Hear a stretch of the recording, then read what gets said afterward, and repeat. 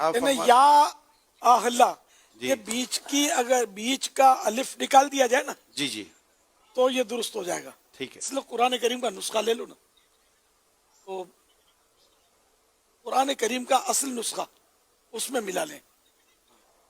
تو یہ بس بیچ کی الف اگر, کیونکہ یہ اعراب لگانا ضروری نہیں ہوتا, اس کی بیچ کا الف اگر مائنس کر دیں گے نا تو یہ درست ہو جائے گا سارا تعویذ.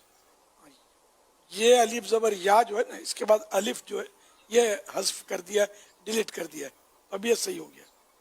اعراب زیر زبر پیش لگانے کی ضرورت نہیں ہوتی. صلو علی الحبیب.